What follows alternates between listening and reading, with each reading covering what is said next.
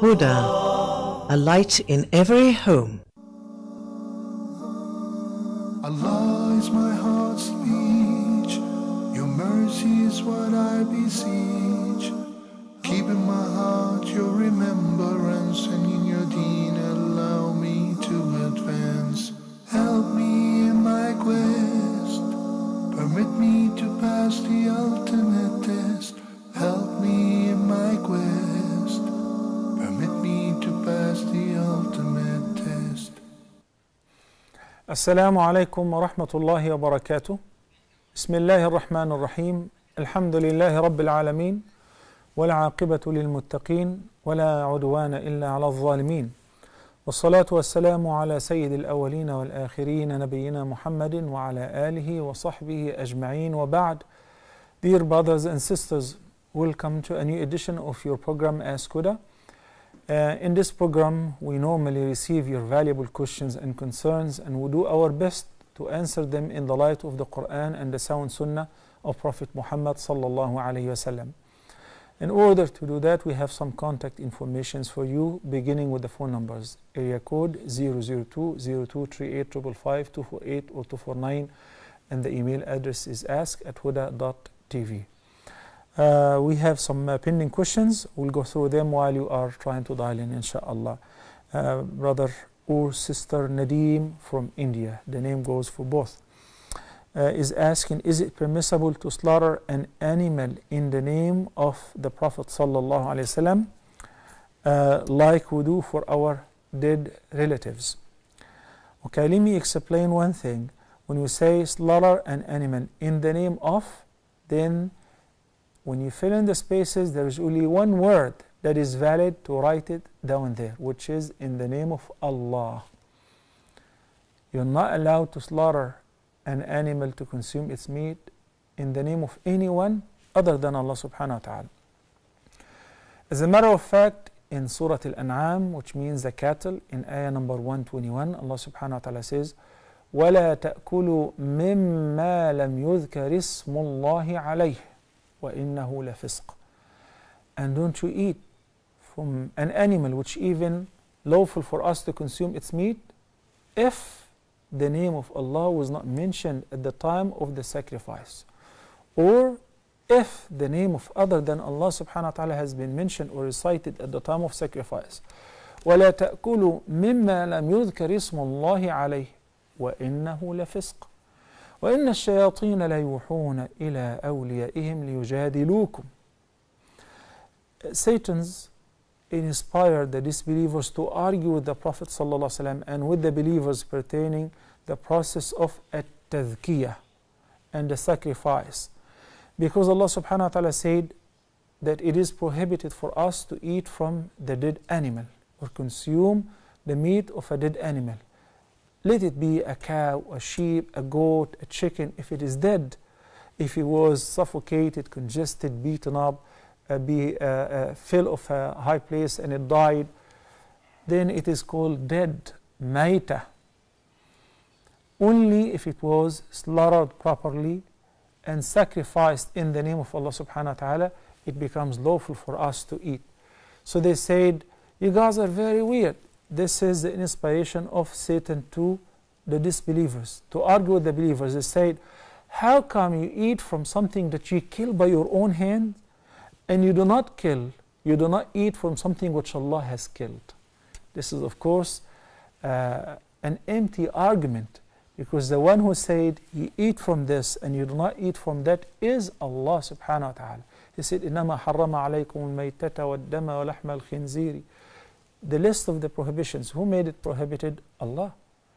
And He said, if an animal died naturally, or due to falling from a high place, or being suffocated or strangled or killed by any other mean other than the sacrifice, which would cut the jugular veins and drain the blood in the name of Allah subhanahu wa ta'ala, then don't eat from it. And he called this argument is an inspiration or a whisper of a shaitan. So this is number one. Then when I came to read the last phrase of your question, when you said, like we do for our dead relatives, I benefited another meaning, which is that you do slaughter animals but not in the name of the dead relatives. I believe you mean you slaughter them in order to give them in a charity and give the reward of this charity or feeding the poor to your dead relatives.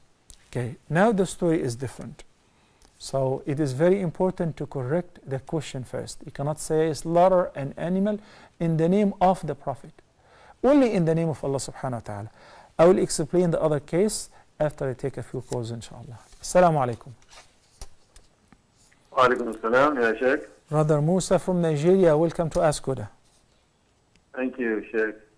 I have a question with regards to combining Salat, particularly Maghrib and Isha, when it is raining. I've observed that in some mosques, when there is a sign of rain, if it is cloudy and maybe it's beginning to drizzle after Maghrib, some do combine the Salat. So they immediately after Maghrib, they start the Salat in Isha. No. Now my question is, what is the severity of the condition of raining? Must it be raining heavily, flooding, such that when you go back home, it will be difficult to come back for Isha. So is it necessary to combine, or rather to immediately after Maghrib perform Salat Isha? This is where I want clarification, please, Ya Sheikh. Sure. Assalamu alaikum. Sumayya from the KSA. Wa alaikum salam, Sheikh. Wa alaikum salam wa rahmatullahi wa barakatuh. Welcome to the program. I have two questions. Naam. The first is regarding inheritance. Naam. It's usually the custom that while dividing the property of the father, the daughter is given money equivalent to the amount of her share without her choice. So giving like that is okay, or does she have the right to ask for her share of property itself? Okay.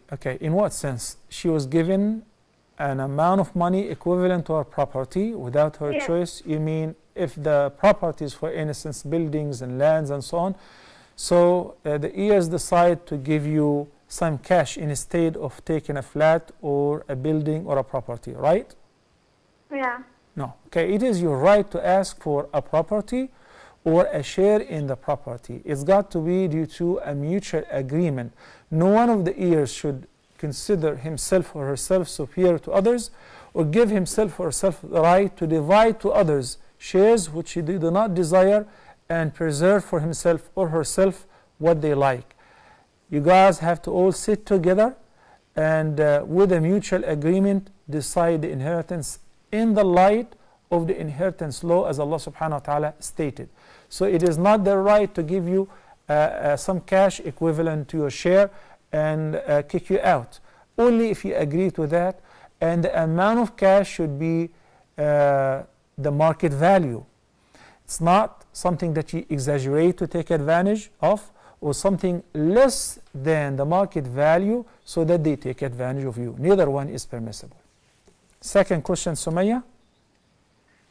Its second question is regarding the celebration of National Day. Today is the National Day of Saudi Arabia, and being an Islamic country, we see a lot of celebrations going on. What advice would you like to give to the government, Islamic governments who claim that their country is Islamic? So what advice would you like to give to people who celebrate National Day? It's very interesting today. I read in the news that the celebrations were cancelled. And that was a good move, especially with the current situation in Syria. I believe all the Muslim countries should really keep in mind that there is a Muslim country that is under fire, and there are Sunni Muslims who are being massacred on a daily basis. So it won't be befitting to celebrate and have fun something like that while there is another Muslim country that is suffering. So I really applaud postponing the celebrations or cancelling the celebrations as I read in the news. I hope I read it right and this is true informations. Barakallah feeki Sumayya. Thank you. Tahir from United Arab Emirates. Assalamu alaikum ya Tahir. Sheikh, I have a couple of questions and try these two questions are linked with each other. Okay, Tahir, can you hear me? Yes. Please try to redial again because the line is not clear at all. You're breaking off. Please try again. Jazakallah khairan. Thank you. Jamshid from United Arab Emirates. Assalamu alaikum. Wa alaikum assalam wa rahmatullahi wa barakatuh. How are you, brother? Alhamdulillah Rabbil Alameen. How are you? Wonderful, alhamdulillah. Barakallah feek. But I just wanted two small questions. My first question is, when the Imam is reciting, say, Tohar prayer or Asr prayer, then he keeps silent. And if we are reading a surah and the Imam goes for the ruku, shall we stop then and there or complete the surah and then go to the ruku? Okay. And the second question is, I have seen a few people after praying, they just spit a little bit and they then wipe up their head and all the body the way Prophet ﷺ used to do in the night when he was going to sleep. So is it allowed to do it after every prayer? Okay, I would like to hear your second question one more time, please. Yeah, second question is, I have seen so many people after finishing prayer and the zikr, what they do, they spit or something on their hand and then they start rubbing their head and body the way Prophet used to do in the time of sleeping, when in the night he used to sleep. I see. Okay, wiping over the face. Yes, yeah, Now. and all the whole body. I see. So can we do it after finishing every prayer also? Naam, okay. No or not. That's all. Okay, barakallahu feek. Brother Tahir again from Emirates. Assalamu alaikum and welcome to the program. I hope you have a better connection this time. Wa alaikum assalam. Yes. Can you hear me now well? we're talking. Okay. Sheikh, I have two questions, and in fact, both of them are linked together. Now, I asked these questions earlier as well through various programs, but I'm still looking for some satisfactory answers. now, The question is related to Shafa'at Rasul, now. and it's there in different ahadith in Sahih Bukhari that Rasulullah sallallahu alayhi wa sallam will do shafa'at of ummah, and all of the Muslims will be entered in Jannah inshallah because of this shafa'at. And in one case it's that everyone will go into Jannah. In another cases in Quran we see that Allah subhanahu wa ta'ala addresses to the mu'mineen and warn them about the grave punishment in the hellfire, etc. if we don't follow the commandments. So these two are different things, that at one side we've been warned about the punishments, and another side we get this this blessed naweed that we're gonna get the Jannah inshallah. Every Muslim is gonna get the Jannah because of Shafa'at. And in support to this, there's another hadith in which Rasulullah sallallahu alaihi wasallam mentioned that every Muslim, whoever has the iman, and then he mentioned different levels of iman, to the point that even if he has an iman to the size of the mustard seed, will enter Jannah. So how we're going to accept these things, accept in a form that how do we understand these things in a way that one side in Quran, Allah subhanahu wa ta'ala warns us about the punishment to the Al-Iman for not following the commandments.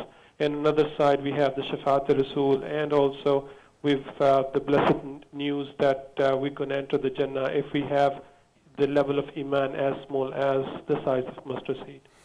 Brother Tahir, I don't see any conflict. I don't see any contradiction. It is very obvious that Allah subhanahu wa ta'ala said in many positions in the Quran. I would choose for them, for instance, one of them in Surah Al-Qari'ah, in which Allah subhanahu wa ta'ala said, on the day of judgment, which one of its names is Al-Qari'ah, Al-Haqa, Al-Sakha, Al-Tamma, etc. He said, فَمَنْ يَعْمَلْ مِثْقَالَ ذَرَّةٍ خَيْرًا يَرَى وَمَنْ يَعْمَلْ مِثْقَالَ ذَرَّةٍ شَرًّا يَرَى. Whosoever does an atom weight of good shall see it.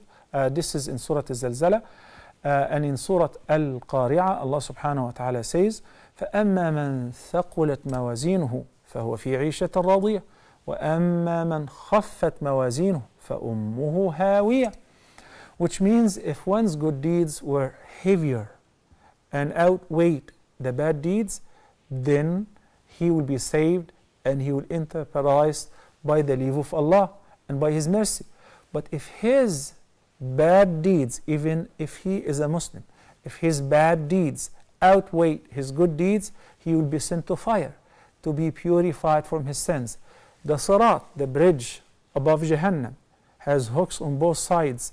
People who have committed adultery, people who have committed theft, people who will be hooked down, will be purified. The intercession does not contradict all of that. The first step of intercession is for the dismissal, to be dismissed from the scene, from the day. The length of will be 50,000 years of our time. When, as you all heard, that all mankind will go to Adam, then to Nuh, to Ibrahim, to Musa, to Isa, and finally to Muhammad sallallahu alaihi wasallam, to intercede before Allah subhanahu wa ta'ala to begin the reckoning, to begin the hisab. It is true that the Prophet sallallahu alaihi wasallam said, one who has even an atom weight of iman will not reside in fire. It doesn't mean that he will not see fire. He will not reside eternally in fire. Allah subhanahu wa ta'ala will take out of fire and send to heaven each and every person who has an atom weight of good. But there are many people who have not done any good in their lives. Yet they said, La ilaha illallah Muhammadur Rasulullah, but they did not fulfill its rights. They were not praying regularly. They did not pay their zakah. They committed major sins. They will be purified from those sins.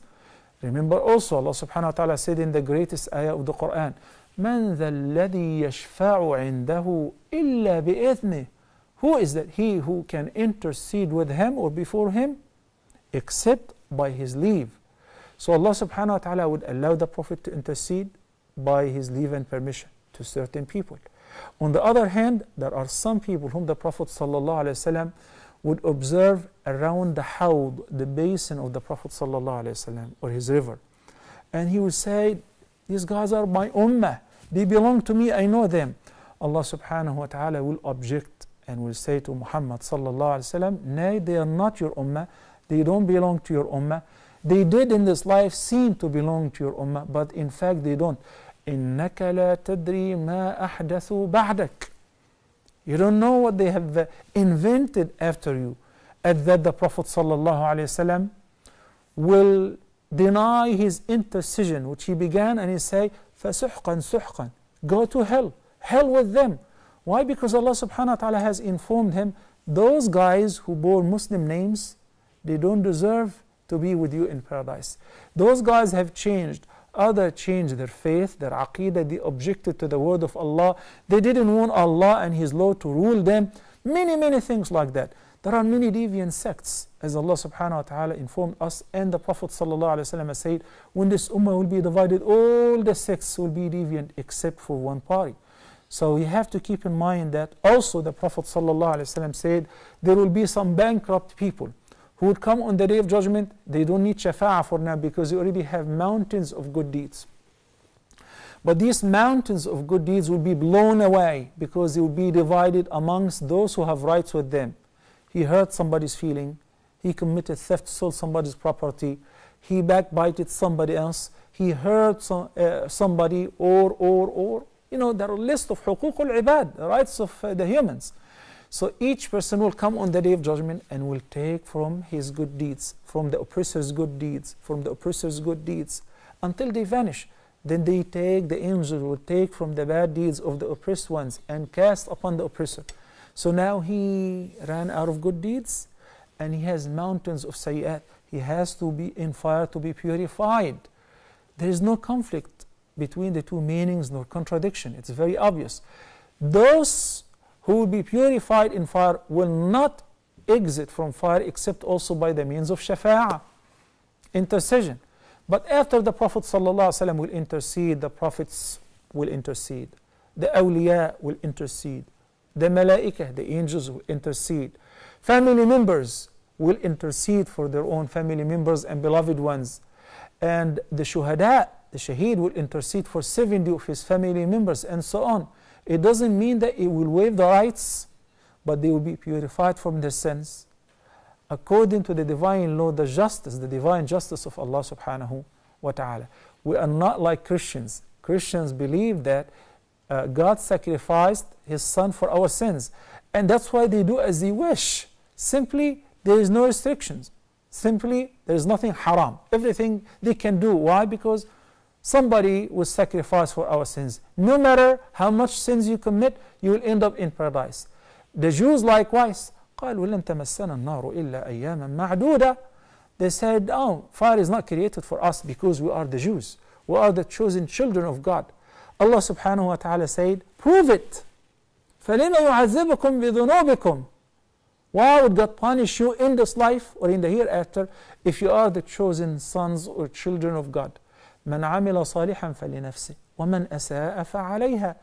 It's not simply because you are a Muslim or you are a Sayyid or belonging to the Prophet and his family, whether you are his descendant or a direct son or daughter of the Prophet ﷺ, that means you will go to heaven directly. It has nothing to do with that. The Quran and Islam establishes the concept of the self-responsibility.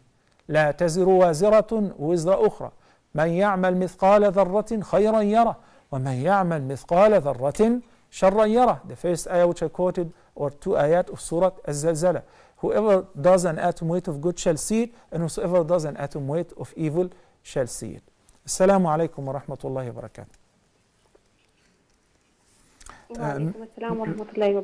This is Meher from the KSA, right? Yeah. Okay, go ahead please, sister. Yeah, I have 4 questions. Now. Okay, my first question is, I had been suffering from TB for 2 years, and I was advised not to fast for 2 years, for 2 Ramadan, those years. No. But what I did was I had given money to the poor to eat. No. But do I... And my second question is, can I have fast? Okay, Sister Meher, I missed the remaining part of the question. Your voice faded, so I couldn't hear. The voice faded, I couldn't hear the question. You said you're suffering from TB. May Allah subhanahu wa ta'ala give you shifa, instant shifa, ya Rab. And you missed fasting for 2 years. Yeah. Okay, what was the question then? Yeah. I paid money for the poor instead of me fasting. No. But still, do I have to compensate for that fast? Okay, have you recovered? Yeah, I have recovered, alhamdulillah. Okay, alhamdulillah, shukla. Okay, I will answer you. Yes. Second question. Okay, and second question, can I do a voluntary fast on Jumu'ah? Okay. You mean you single out? Okay, and you single out Jumu'ah with fasting, right? No, not, only Jumu'ah. Yeah, just like this Shawwal, I got only the last week for fasting, and so I was confused whether to fast on Jumu'ah or not. No, okay. Okay, and the third is, my parents' house is about 1,000 kilometers from my house, and if I go to their house, can I combine my Zuhr and Asr prayers at home, staying at home, at my mother's home? How long are you staying? 2 days only. Okay. I will begin by answering the last question. It is the easiest. Yes, it's a travel distance, even though you're visiting your parents, but you're staying for less than 4 days and you're a traveler, you get to combine and shorten the prayer. Singling out Friday with fasting is prohibited. So you should have fasted either a day before or a day after, because Friday is a Eid day. As far as your sickness, alhamdulillah, thanks to Allah that He cured you and you recovered. Al-Qada, or making up the missed days during Ramadan is due and mandatory whenever the person has, we call it a disease that is temporary, or a temporary sickness. But al-fidya is prescribed in case of chronic ailment, somebody who is not expected to recover. Somebody who has a disease with which he can never fast, senility, liver cirrhosis, renal failure, heart failure, wal-'iyadu billah, any of these diseases. Or a pregnant woman or woman who got sick even with TB, as long as you're expecting to recover, so you should make up those days. Barakallah fikum. Assalamu alaikum. Walaikum salam. Yeah. Assalamualaikum, Sheikh. My name is Fawaz. Fawaz from the KSA. Assalamu alaikum. Walaikum salam. Sheikh, my question is, if we are going to the Prophet's Mosque in Medina, how are we supposed to behave? What are we supposed to be doing with regard to our prayers? I go there, and a lot of people actually tell me, can I give salam on their behalf? No. Which I don't understand what this means actually. No. So can you please explain what we're supposed to do? Okay. The etiquette of visiting the prophetic masjid and the grave of the Prophet sallallahu alaihi wasallam. It is permissible to give ziyarah to the grave of the Prophet sallallahu alaihi wasallam, and the merits of that, when you give salam to the Prophet sallallahu alaihi wasallam, Allah the Almighty will render back the soul to him, so that he will reply to you directly. Say, and may peace and blessings be upon you. The etiquette is simply to stand before the grave of the Prophet sallallahu alaihi wasallam politely with quietness, complete quietness, and you say, Assalamu alayka ayyuhan nabiyyu wa rahmatullahi wa barakatuh.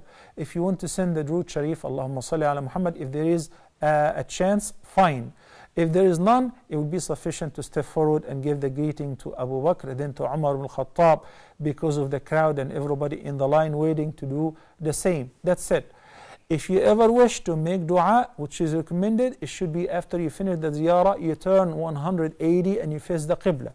Because if you will be facing the grave of the Prophet ﷺ, you will be giving your back to the Qibla. And the etiquette of making dua is to face the Qibla, not to give your back to the Qibla. Many people spare their dua to be in front of the grave of the Prophet ﷺ, and this is what the Prophet ﷺ prohibited. He said in the sound hadith, لا تجعلوا بيوتكم قبورا ولا تجعلوا قبري عيدا. The grave of the Prophet ﷺ is to give the ziyarah and to give the salam, not to make dua, not to seek his help, not to ask from him or to seek refuge with him sallallahu alayhi wasallam. As far as giving salam to the Prophet sallallahu alayhi wasallam, any person at the convenience of his house, his room or his bedroom, can definitely give salam to the Prophet sallallahu alaihi wasallam, because he said in the same hadith, وَصَلُّوا عَلَيَّ فَإِنَّ صَلَاتَكُمْ تَبْلُغُنِي حَيْثُ كُنْتُمْ أَوْ أَيْنَمَا كُنْتُمْ. Wheresoever you are, send your peace and blessings upon me. Recite the Durood Sharif, as-salah wa taslim upon the Prophet sallallahu alaihi wasallam. It would definitely reach me wheresoever you are sending from. You don't have to be standing before the Prophet ﷺ. So this is something that is confirmed in the sound hadith. I would rather do that by myself instead of doing something which is disputed, whether am I allowed to do it or not, because I don't know. It was not prescribed by the Prophet ﷺ, and the companions of the Prophet ﷺ did not discuss it. So every time I miss the Prophet ﷺ, every time I'd like to be blessed, I say, Allahumma salli ala Muhammadin wa ala ali Muhammad. كما صليت على إبراهيم وعلى آل إبراهيم إنك حميد مجيد. اللهم بارك على محمد وعلى آل محمد كما باركت على إبراهيم وعلى آل إبراهيم إنك حميد مجيد. This is a sound hadith collected by Imam Muslim and narrated by Ka'b ibn Ujra. May Allah be pleased with him. He said, a man came to the Prophet sallallahu alaihi wasallam and said, Ya Rasulullah, we already know how to give salam to you. Assalamu alayka, peace be with you. What about as-salah? How to send the salah upon you? He said, say, then he recited as-salat al-Ibrahimiyya. We call it al-Ibrahimiyya because we say, Allahumma salli ala Muhammadin wa ala ali Muhammad. Kama sallayta ala Ibrahim wa ala ali Ibrahim. Oh Allah, salli ala Muhammad. Praise Muhammad. Admire Muhammad in the gathering of the angels. Bless Muhammad sallallahu alayhi wasallam, as you did bless Ibrahim alayhi salam, Prophet Abraham and his family. Wabarik, likewise, bless Muhammad sallallahu alayhi wasallam. So as-salah from Allah subhanahu wa ta'ala is the praise and as-thana and the praise. Then from the angels, because Allah subhanahu wa ta'ala said in Surah Al-Ahzab, إِنَّ اللَّهَ وَمَلَائِكَتَهُ يُصَلُّونَ عَلَى النَّبِيِّ يَا أَيُّهَا الَّذِينَ آمَنُوا صَلُّوا عَلَيْهِ وَسَلِّمُوا تَسْلِيمًا. The ayah says, I believe it's 56 or 57 of Surah Al-Ahzab. Allah subhanahu wa ta'ala says, verily Allah and His angels, so the heaven, Allah and the dwellers of heaven, are doing salah upon the Prophet ﷺ, then he's calling on the believers, the dwellers of earth, يا أيها الذين آمنوا صلوا عليه وسلموا تسليما. You too should join this wonderful company and send the peace and the blessings upon the Prophet ﷺ. So we learn what is the meaning of as-salah from Allah upon the Prophet ﷺ, or even upon the believers. هو الذي يصلي عليكم وملائكته ليخرجكم من الظلمات إلى النور. Also in Surah Al-Ahzab, it is the blessings and the good praise. And from al-malaika, al-malaika, they send salah upon the Prophet ﷺ. That means they invoke Allah to bless the Prophet ﷺ, to raise his status, and to praise the Prophet ﷺ. And as-salah of the angels upon the believers is to seek forgiveness for them and to ask Allah to send down His mercy upon them. Assalamu alaikum. Yusuf from Morocco. Assalamu alaikum. Wa alaikum assalam wa rahmatullahi wa barakatuh. I have three questions, please. Naam. First question is, a non-Muslim family member would like to leave money for Muslim family members. None of them are dependent on this family member, but she wants to know if she can give it in a way that's halal, such as leaving a joint account that they can't access. She just wants to know if there's a way that's possible without them accessing the money at this point. I heard it, or this is how I understood it, a non-Muslim family would like to give some money to a Muslim family or a Muslim family member. Is it true? Yeah, a non-Muslim family member would like to leave inheritance for Muslim family members. Okay, that's a new addition, which is inheritance. Now the story is different. Because in life, the person can leave his entire wealth, whether a Muslim or a non-Muslim. That's fine. But the inheritance, no, because the Prophet ﷺ ordered that there is no inheritance between two different religions. So if they like to give that in their lives, or a part of that, that will be 100% permissible. But afterward, it is not. I mean, it's not permissible for a Muslim to inherit a non-Muslim, nor vice versa. Second question. Yeah, go ahead, Yusuf. Okay, anyway, we're going to take a short break, and please give Sister Yusuf a priority. She has 2 more questions to ask. Stay tuned.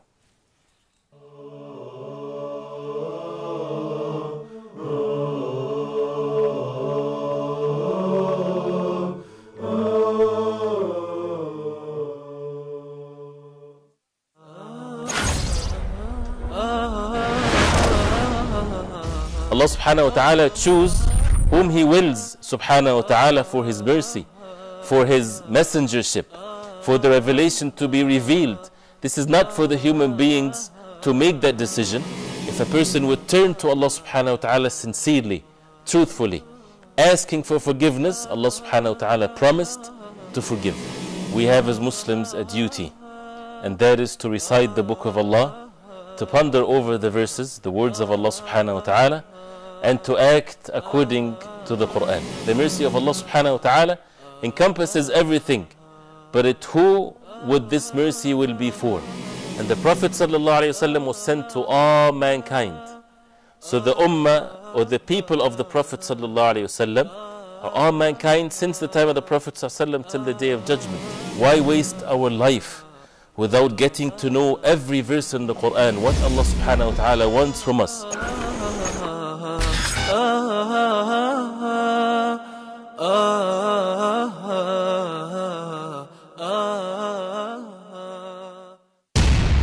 Satanic Verses 1988, Dutch Cartoons 2005, Pope Benedict's Anti-Islam Statements 2006, The Innocence of Muslims movie and the latest French cartoons 2012.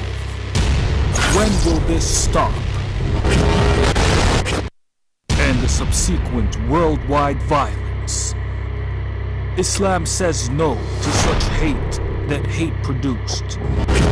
Love is not a word, it's not just a word, brothers and sisters. So why do you take the initiative and inflame the feelings of Muslims?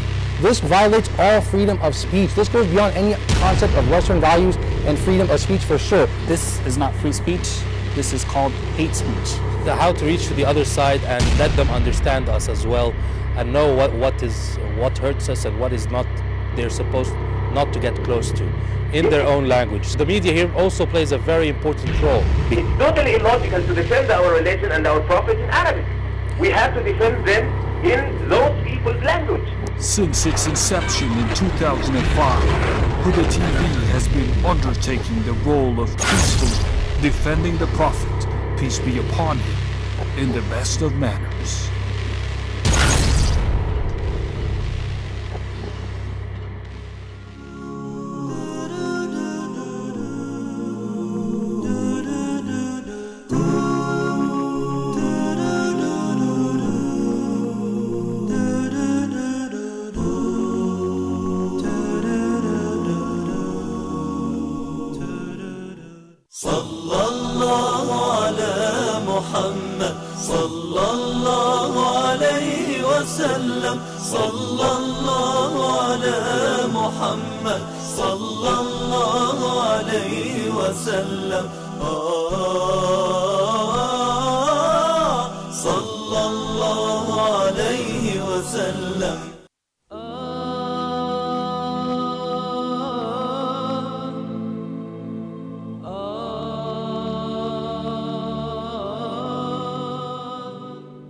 أشهد أن لا إله إلا الله وحده لا شريك له وأشهد أن محمدا عبده ورسوله.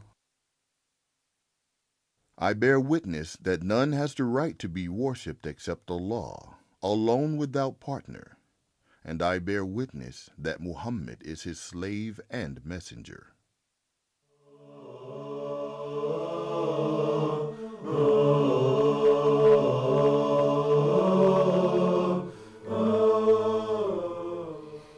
Assalamu alaikum wa rahmatullahi wa barakatuh, and welcome back. Actually, the first caller was Musa from Nigeria, and his question was about combining the prayer in the masjid in case of rain or wind. He asked about the measure, the severity, how severe should it be in order to be given the concession to combine Maghrib and Isha together. For instance, you just pray Isha along with Maghrib and you don't come back. That is left up to the judgment of the local people, because it doesn't have to be an extremely heavy rain. Sometimes it is just showering or sprinkles, but it's slippery that you walk, you slip, so it is dangerous, or it's expected to get worse. Why? The catch in all of that is because Allah subhanahu wa ta'ala said the illah, the effective cause. Allah subhanahu wa ta'ala said يريد الله بكم اليسر ولا يريد بكم العسر. The purpose of worship is to bring you closer to Allah subhanahu wa ta'ala, not to burden you, not to hurt you, not to make your life miserable. So if it will be easier for you, in the light of the concession, to combine Isha along with Maghrib so that you pray both of them in Jama'ah, and the Imam says it's going to be risky to come back for Isha, so let's pray Maghrib and Isha at the time of Maghrib and go home. That is permissible. As I say, it may be just sprinkling, but it's slippery, it's very dangerous, and we have seen that.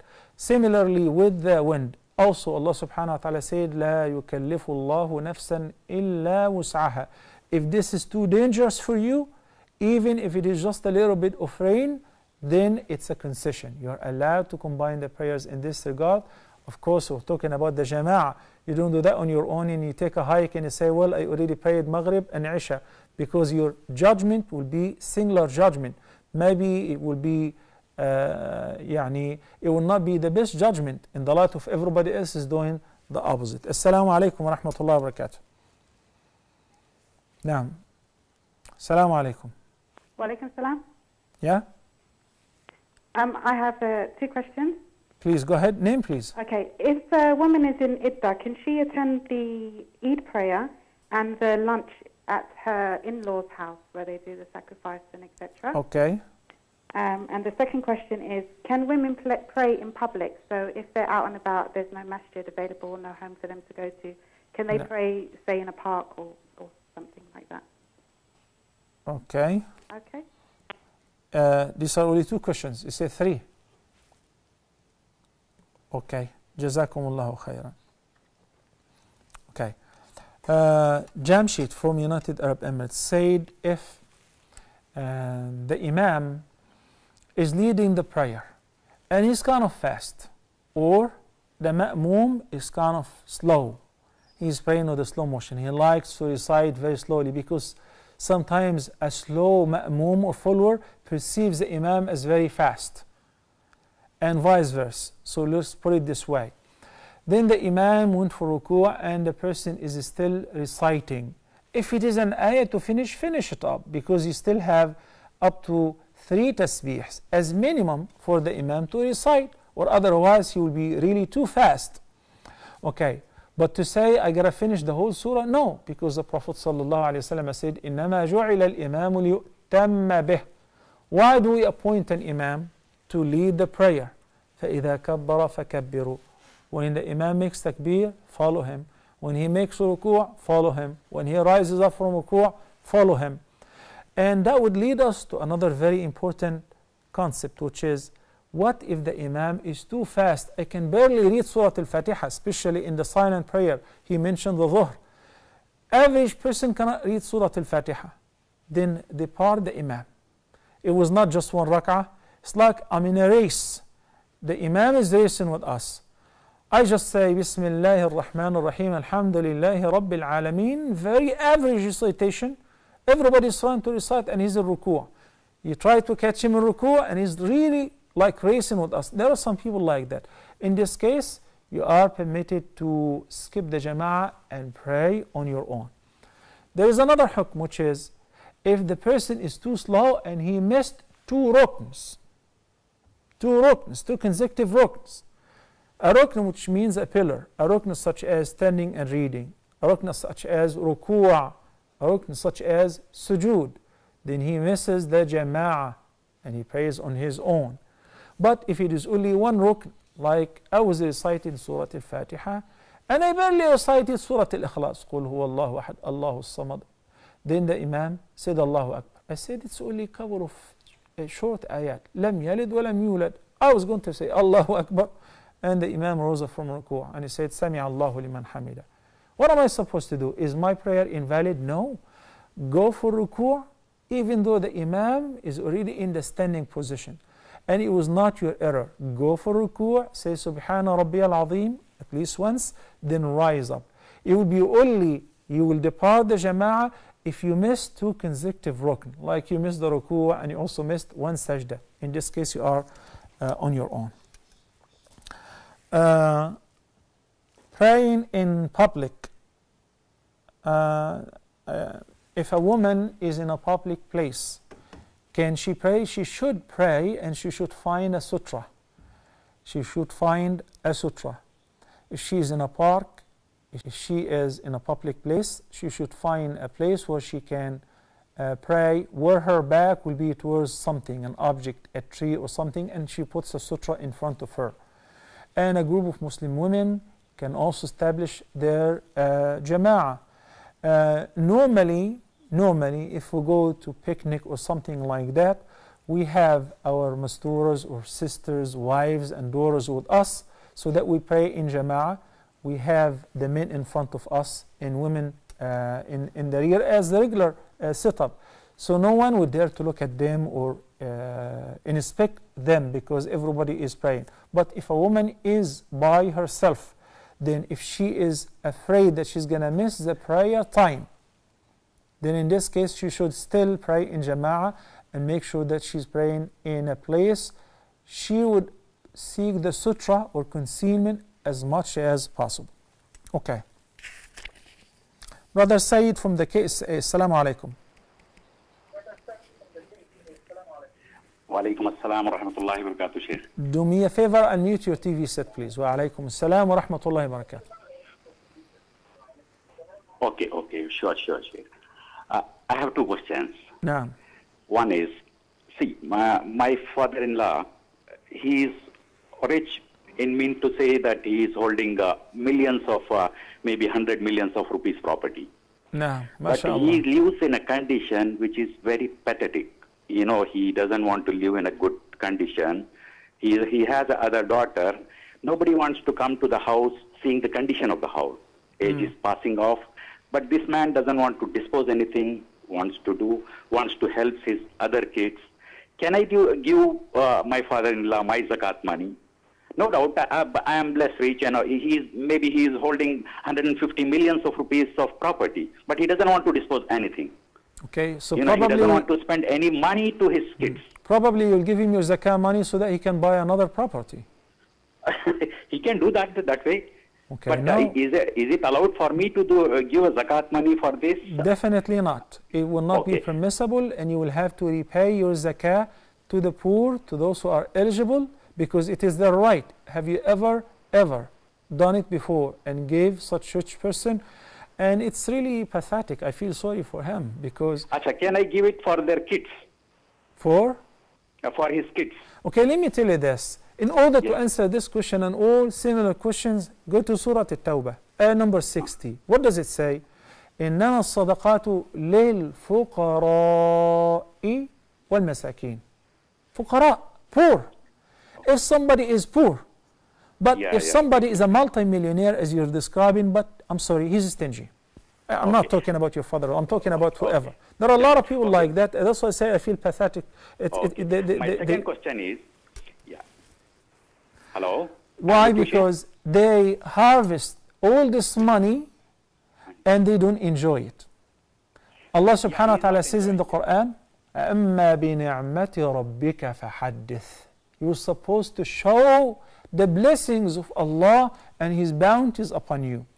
If you're rich, very rich, why not live in a nice house?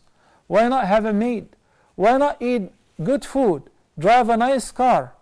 Why not help your family members, your children? Can you imagine somebody whom you're saying that he's a multi-millionaire, and you're asking whether it's permissible to give zakat to his children or not? كَفَى بِالْمَرْءِ إِثْمًا أَنْ يُضَيِّعَ مَنْ يَعُودُ. Second question, please. Yeah. The thing is, during the first prayer in masjid, we are supposed to stand side by side. You know what I feel? Some people, they try their maximum to widen their legs so that the lateral borders must touch. So we are standing definitely shoulder to shoulder. Our bodies are touching. But few people, I notice that they try maximum to, touch. Unless they touch, they will not. If they keep on touching you. What about some who would like to step on your foot? I have to just stand and stand shoulder to shoulder. Okay. What about some who would like to step on your foot? Neither this nor that is permissible. When a person stands up in the prayer, whether individually or in jama'ah, the gap between his 2 feet should be equivalent to the width of his chest. That's it. This is the room that you need and deserve to occupy, because when you open your legs, an open angle, you're definitely stepping on somebody's foot or toe, and you're taking a room from somebody else. You're forcing somebody to stand like this. So if every person stands up properly and have just a gap enough so that the distance between his feet from foot to foot is like the width of his chest or his body or his trunk, then everybody will be happy and will pray in peace. Some people occupy the entire prayer with trying to fill in the gaps. And if you try to distance yourself from him, he keeps chasing you. And it is not a prayer. The person will just waste his time defending himself from the attacks of the person next to him. Just occupy yourself with yourself, and every person tries to keep in mind that as-salah is all about mercy. You should have mercy on each other. بارك الله فيكم. أقول قولي هذا وأستغفر الله لي ولكم. And until next time on Tuesday, inshallah, I leave you in the care of Allah. أقول قولي هذا وأستغفر الله لي ولكم. وصلى الله على نبينا محمد وعلى آله وصحبه وسلم. والسلام عليكم ورحمة الله وبركاته. Allah is my heart's speech. Your mercy is what I beseech. Keep in my heart your remembrance, and in your deen allow me to advance. Help me in my quest. Permit me to pass the ultimate test. Help me in my quest. Permit me to pass the ultimate test. Huda, a light in every home. Allah is my heart's speech. Your mercy is is what I beseech. Keep in my heart your remembrance, and in your deen allow me to advance. Help me in my quest, permit me to pass the ultimate test. Help me in my quest, permit me to pass the ultimate test. Assalamu alaikum wa rahmatullahi wa barakatuh. Bismillahir Rahmanir Rahim. Alhamdulillahi Rabbil Alameen. والعاقبة للمتقين ولا عدوان إلا على الظالمين والصلاة والسلام على سيد الأولين والآخرين نبينا محمد وعلى آله وصحبه أجمعين وبعد. Dear brothers and sisters, welcome to a new edition of your program Ask Huda. In this program we normally receive your valuable questions and concerns, and we do our best to answer them in the light of the Quran and the sound Sunnah of Prophet Muhammad sallallahu alayhi wa sallam. In order to do that, we have some contact informations for you, beginning with the phone numbers. Area code 002-0238-555-248 or 249, and the email address is ask@huda.tv. We have some pending questions. We'll go through them while you are trying to dial in, inshallah. Brother or sister Nadeem from India, the name goes for both, is asking, is it permissible to slaughter an animal in the name of the Prophet sallallahu alaihi wasallam, like we do for our dead relatives? Okay, let me explain one thing. When you say slaughter an animal in the name of, then when you fill in the spaces, there is only when there is a sign of rain, if it is cloudy and maybe it's beginning to drizzle after Maghrib, some do combine the Salat. So they immediately after Maghrib, they start the Salat in Isha. No. Now my question is, what is the severity of the condition of raining? Must it be raining heavily, flooding, such that when you go back home, it will be difficult to come back for Isha? So is there necessary to combine, or rather to immediately after Maghrib perform Salat Isha? This is where I want clarification, please, Ya Sheikh. Sure. Assalamu alaikum. Sumayya from the KSA. Wa alaikum salam, Sheikh. Wa alaikum salam wa rahmatullahi wa barakatuh. Welcome to the program. I have two questions. Naam. The first is regarding inheritance. It's usually the custom that while dividing the property of the father, the daughter is given money equivalent to the amount of her share without her choice. So giving like that is okay, or does she have the right to ask for her share of property itself? Okay. In what sense? She was given an amount of money equivalent to her property without her choice? You mean if the properties, for instance, buildings and lands and so on, so the heirs decide to give you some cash instead of taking a flat or a building or a property, right? Yeah. No. Okay, it is your right to ask for a property or a share in the property. It's got to be due to a mutual agreement. No one of the heirs should consider himself or herself superior to others, or give himself or herself the right to divide to others shares which you do not desire, and you do not kill. You do not eat from something which Allah has killed. This is, of course, an empty argument, because the one who said, you eat from this and you do not eat from that, is Allah subhanahu wa ta'ala. He said, إِنَّمَا حَرَّمَ عَلَيْكُمُ الْمَيْتَةَ وَالدَّمَ وَلَحْمَ الْخِنْزِيرِ. The list of the prohibitions, who made it prohibited? Allah. And He said, if an animal died naturally, or due to falling from a high place, or being suffocated or strangled or killed by any other mean other than the sacrifice, which would cut the jugular veins and drain the blood in the name of Allah subhanahu wa ta'ala, then don't eat from it. And he called this argument is an inspiration or a whisper of a shaitan. So this is number one.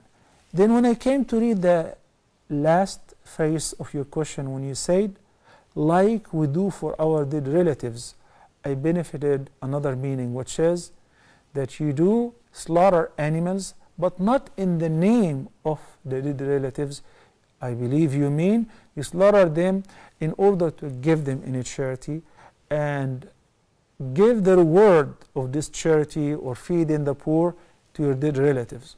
Okay, now the story is different. So it is very important to correct the question first. You cannot say slaughter an animal in the name of the Prophet, only in the name of Allah subhanahu wa ta'ala. I will explain the other case after I take a few calls, inshallah. Assalamu alaikum. Wa alaikum assalam, ya Sheikh. Brother Musa from Nigeria, welcome to Ask Huda. Thank you, Sheikh. I have a question with regards to combining Salat, particularly Maghrib and Isha, when it is raining. I've observed that in some mosques, Preserve for himself or herself what they like. You guys have to all sit together and with a mutual agreement decide the inheritance in the light of the inheritance law as Allah subhanahu wa ta'ala stated. So it is not their right to give you some cash equivalent to your share and kick you out. Only if you agree to that, and the amount of cash should be the market value. It's not something that you exaggerate to take advantage of, or something less than the market value so that they take advantage of you. Neither one is permissible. Second question, Sumaya. Second question is regarding the celebration of National Day. Today is the National Day of Saudi Arabia, and being an Islamic country, we see a lot of celebrations going on. What advice would you like to give to the government, Islamic governments who claim that their country is Islamic? So what advice would you like to give to people who celebrate National Day? It's very interesting today. I read in the news that the celebrations were cancelled.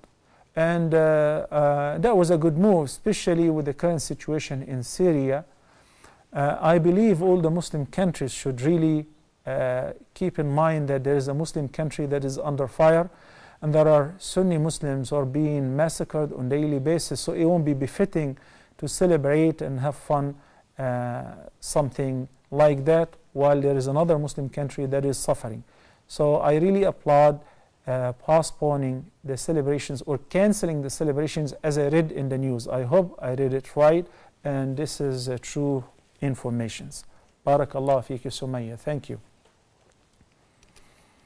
Tahir from United Arab Emirates. Assalamu alaikum ya Tahir. Sheikh, I have one word that is valid to write it down there, which is in the name of Allah. You're not allowed to slaughter an animal to consume its meat in the name of anyone other than Allah subhanahu wa ta'ala. As a matter of fact, in Surah Al-An'am, which means the cattle, in ayah number 121, Allah subhanahu wa ta'ala says, وَلَا تَأْكُلُوا مِمَّا لَمْ يُذْكَرِ اسْمُ اللَّهِ عَلَيْهِ وَإِنَّهُ لَفِسْقٌ. And don't you eat from an animal which even lawful for us to consume its meat if the name of Allah was not mentioned at the time of the sacrifice, or if the name of other than Allah subhanahu wa ta'ala has been mentioned or recited at the time of sacrifice. وَلَا تَأْكُلُوا مِمَّا لَمْ يُذْكَرِ اسْمُ اللَّهِ عَلَيْهِ وَإِنَّهُ لَفِسْقٌ وَإِنَّ الشَّيَاطِينَ لَيُوحُونَ إِلَىٰ أَوْلِيَائِهِمْ لِيُجَادِلُوكُمْ. Satan's inspired the disbelievers to argue with the Prophet ﷺ and with the believers pertaining the process of at-tadhkiyah and the sacrifice, because Allah subhanahu wa ta'ala said that it is prohibited for us to eat from the dead animal or consume the meat of a dead animal. Let it be a cow, a sheep, a goat, a chicken. If it is dead, if it was suffocated, congested, beaten up, fell off a high place and it died, then it is called dead, maita. Only if it was slaughtered properly and sacrificed in the name of Allah subhanahu wa ta'ala, it becomes lawful for us to eat. So they said, you guys are very weird. This is the inspiration of Satan to the disbelievers, to argue with the believers. They said, how come you eat from something that you kill by your own hand?